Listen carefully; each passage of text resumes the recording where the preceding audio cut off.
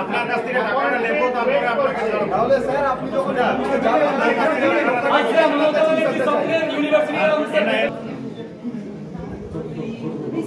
এখানে বসে যা চোর বিজি হয় হায় হায় হায় হায় বিজি হয় হায় হায় হায় বিজি হয় হায় হায় ছোটটা গাড়ি টানতে বলো হায় হায় হায় চোর বিজি হয় হায় হায় হায় বিজি তুমি দূর হটো জোর করে বার করে দেওয়া হলো বিজি তুমি দূর হটো কারণ জানি না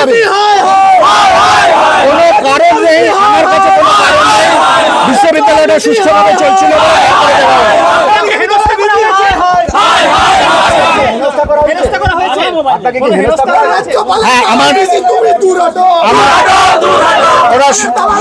ওরা শান্তিপূর্ণভাবে আন্দোলন করছিল, শেষ পর্যন্ত আমার চেয়ারের পেছনে এসে ঠেলাঠেলি আরম্ভ করে।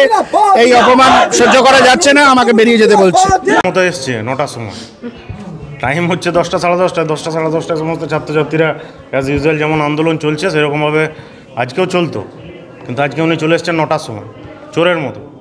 প্রথম কথা হচ্ছে চোর তো অবশ্যই, কিন্তু ব্যাপারটা হচ্ছে ওনার মতো নাটকবাজ, ওনার মতো মিথ্যাবাদী আমার মনে হয় না আমি এই জন্মে কাউকে দেখেছি বলে।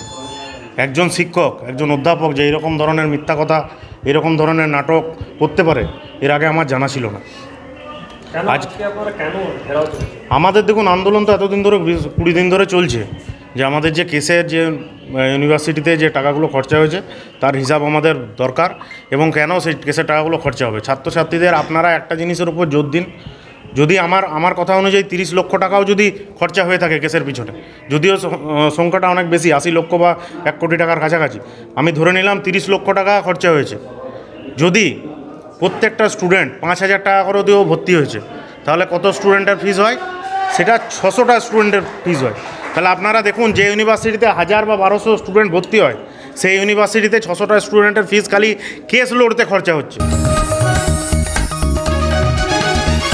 आप देख रहे हैं न्यूज़ UNI।